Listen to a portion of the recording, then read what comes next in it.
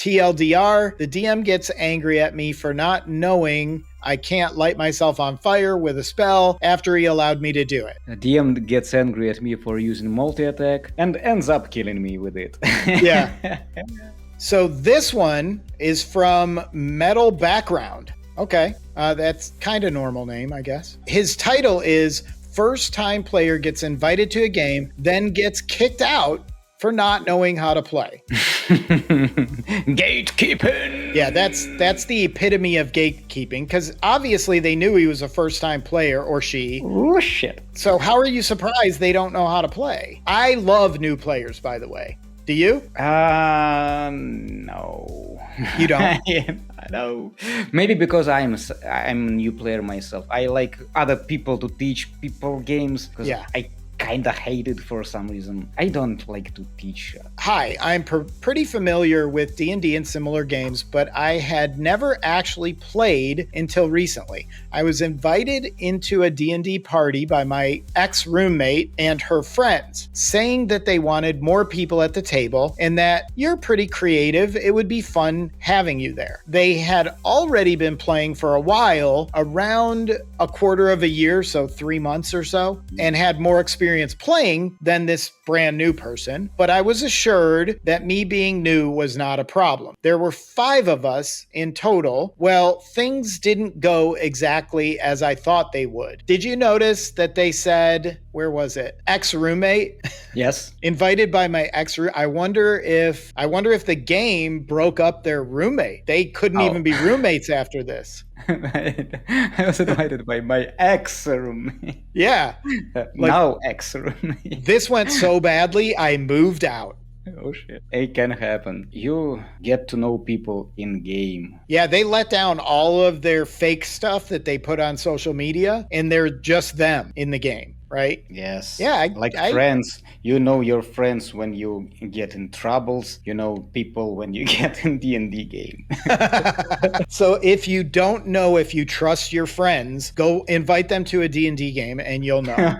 Oh, yes. Good way, by the way. You know what that people should do? Before they get married, they have to play D&D together. Yeah. The divorce rate will plummet if they play D&D together first. If I will ever have another girlfriend, I will definitely let her go through at least one game.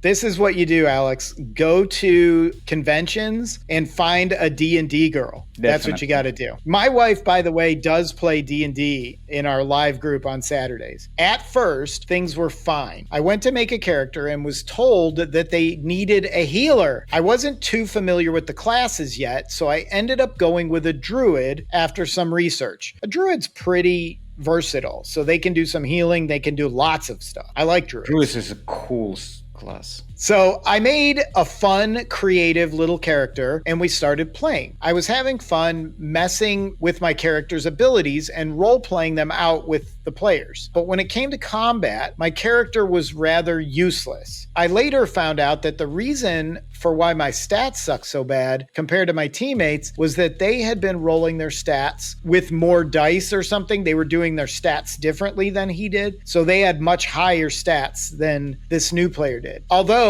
he was told how to roll his stats by them and did it the way they said to do it.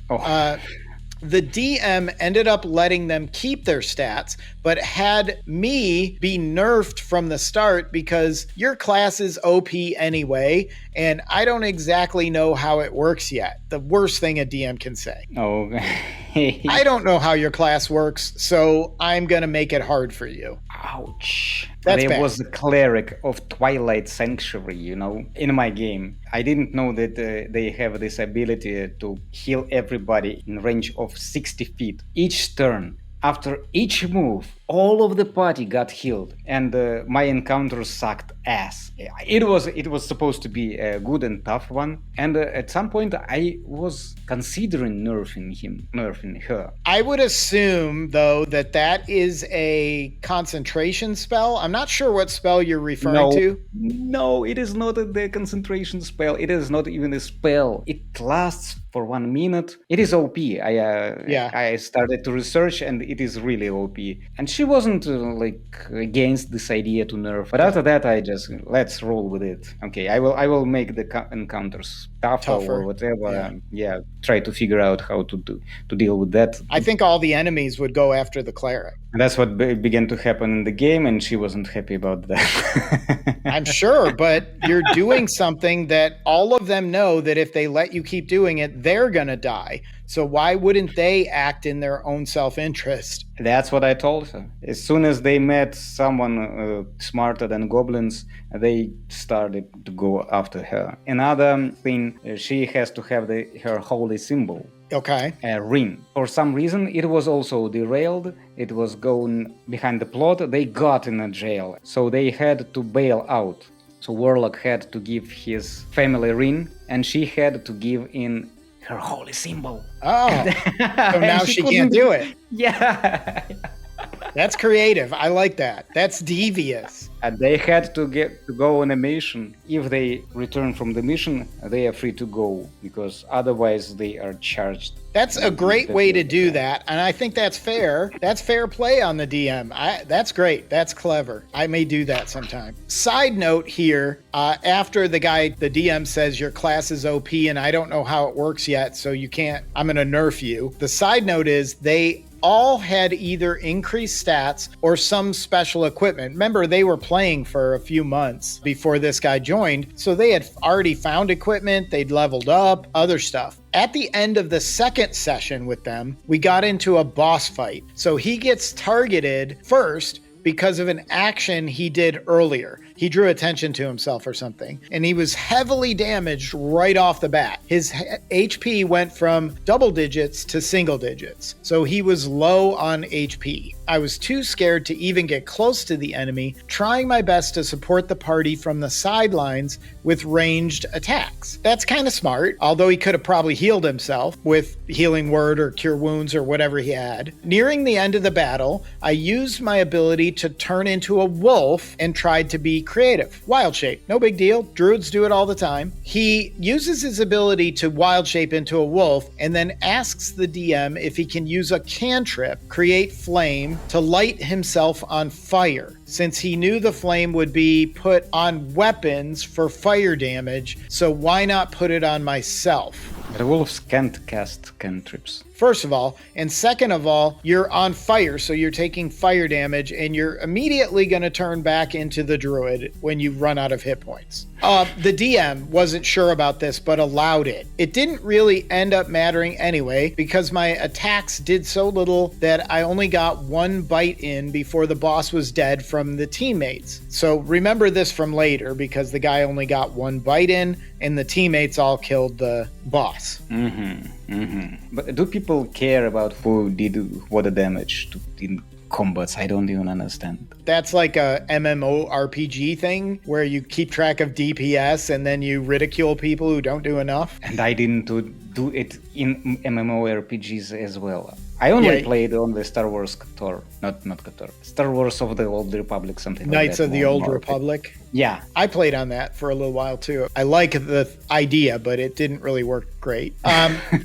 So they all got XP from this fight and leveled up to where he could pick his druid circle, so level 3, in the Roll20 character builder. This must be online and they're using Roll20. I ended up picking Mountain because I thought that it fit my character best without knowing that there were actually more options than what was listed in Roll20. Roll20 works kind of like D&D Beyond. You have to own certain materials to have access or have it shared with you. So he didn't probably have very much materials, so he was limited to his subclass. I got told by the DM himself, who told me to go with Moon Circle instead because it allows him to turn into more powerful creatures. I was excited at this and accepted. What followed were 2 sessions, just one giant boss fight against 3 strong monsters that brought 2 of my teammates so low they could barely do anything. One of them was a strong DMPC.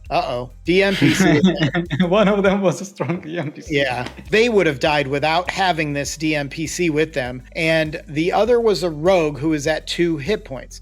So I decide to turn myself into a brown bear and use its ability to multi-attack to protect their party from the giant monster. I did my job quite well. My damage was still terrible, but the monster kept missing, so I kept multi-attacking to at least make a little dent in its HP. Okay, that works. What's that? Yeah, he pulled aggro on himself. Yeah, he's protecting his teammates by attacking this thing with a bear. He doesn't have to do a lot of damage in this case. He just has to keep the monster on him.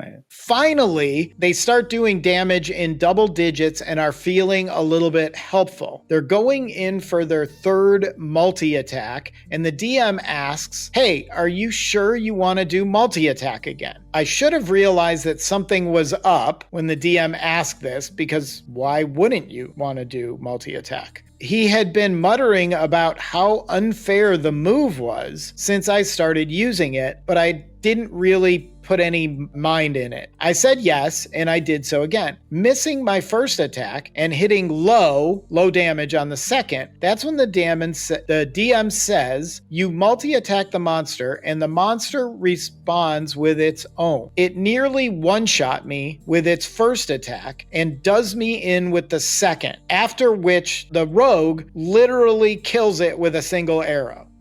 It must have been down pretty low at that point, and the rogue kills it. Okay, all right. Why didn't he use the multi-attack before? Don't understand. Only for the last shots he started to use the multi-attack. For the monster? Yeah. And there are some creatures that when they get below a certain hit point level, they might go berserk. So maybe it gets multi-attack when it's low. The writer then says, I failed my death saves and our party had a real sad moment.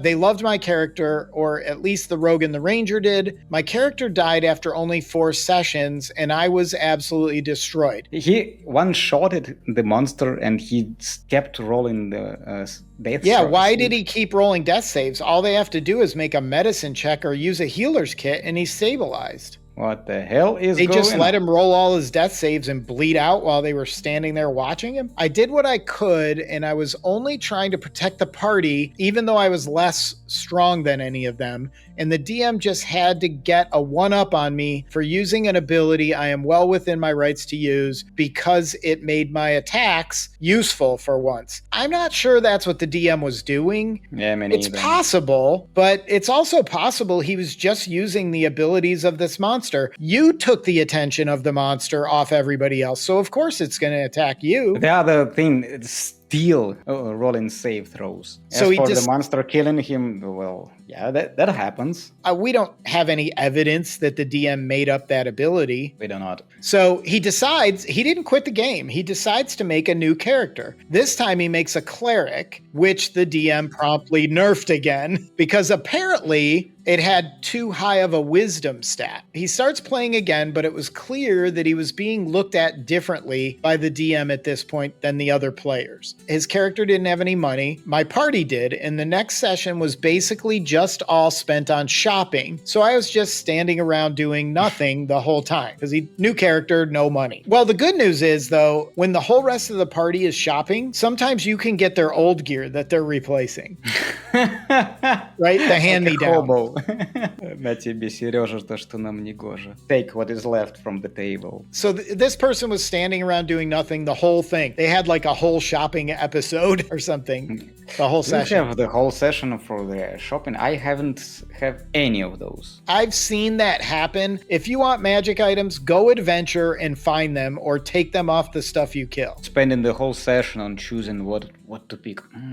Just do it in the free time. I don't like shopping in real life. Why would I want to Absolutely. do it? So at the next session, after the shopping episode, they arrived to a cave and the party members didn't want to go inside, but I was feeling really bored at this point because kind of got left out of the last session. So he decided to have a look in there just so I can do something. The DM didn't say anything about him going in there by himself. 2 steps in, I hear singing and I get a wisdom saving throw and fail, rendering me useless and absent from the rest of the game again. As you might be able to guess, harpies were involved this time. And during this whole fight, I got to do like 3 attacks total between being paralyzed and absolutely useless. Again, the only useful thing I ended up doing was healing the party after the fight, but I knew it was a lost cause at that point. I felt rather excluded and very much useless as my party was still way stronger. I guess they're making this player start at level 1 even though the rest of the party's at like 3 or 4. He told that the DM nerfed him from the start for apparently too high wisdom stat. I don't think that it is fair. Maybe this is what is happening. But either way, and he doesn't have weak. any items. He develops more chemistry with the characters, but is just feeling left out of the fun and feeling more like a mandatory healer or a heal bot than an actual player. So it all came to a head a day ago when my party was planning our next session and the DM stated that he isn't counting on me anymore. That's rude. That's uncalled for. So he asked why the DM said that, and he told me it's because I don't tell him beforehand that I won't show up. Oh, this is different. Like, I thought he meant in the game, but now he's saying, like, this guy must not show up every time. He says it only happened once. Something suddenly came up and I wasn't feeling it that day. And I told him so. After which he got really pissy with me and basically told me that he can't get upset at me for having a life outside of D&D and said, the fighter does this all the time and you respect it. So why am I getting lectured? The fighter was mostly absent from sessions due to his personal life. The DM didn't say anything to him after he said this. His second reason was that apparently I can't play. I don't know how to play my character and that my constant questions were ruining the game. Mind you, I didn't ask questions often. I never asked him how my spell works or how I should play. All my questions were situational, like, can I light myself on fire? Yo, I don't mind questions like how this spell works at all. Yeah, me either. As a DM, I ask those questions players constantly. And I think this DM's out of line telling him he shouldn't be asking questions like that. This is no good. The DM was mad at me for it because that's not how the spell works. But none of us knew that at the time the session happened. He must be talking about casting a cantrip while he's in wolf form. All the way back when that happened, the DM allowed it. Yeah.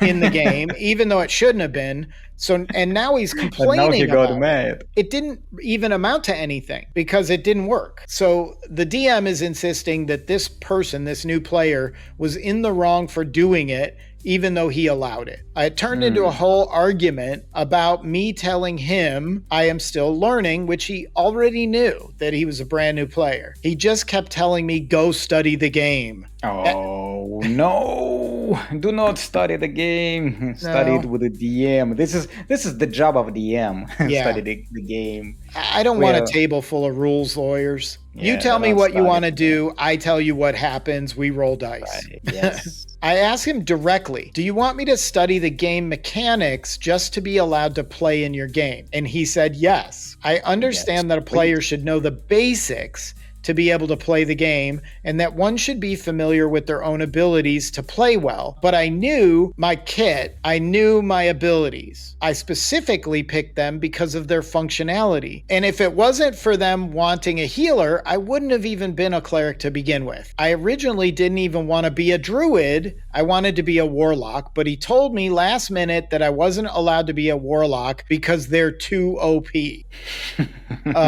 Everybody is too OP for this DM. And then he allowed somebody else to be a warlock while we were planning our next campaign because he finally learned how they work. Oh. Yeah, I'm not buying that. All right. Something is going on. Probably the DM had a crush on his now ex-roommate, maybe. And they was, I don't know, there is something going on. This guy says, yeah, right.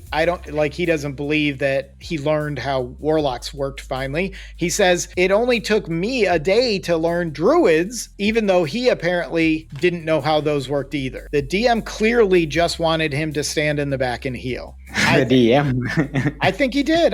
Because he even questioned him, are you sure you want a multi-attack again? Of course I do. I'm tanking this thing right now. It was kind of clever also. Not the genius level, but still it is. No, but it's smart use for a new player. He protected Yeah. his group. Yeah, they'd all be dead if he didn't tank that creature. I expected to be backed up as I generally did nothing wrong and didn't know why the DM was so upset with me for simply playing a class I never played before in a way he didn't find sufficient enough. But the rogue didn't take sides, and the arranger agreed with the DM and told me, you're supposed to be the healer support, but you play your character on offense. So they all wanted him to be a heal bot. Ah, shit.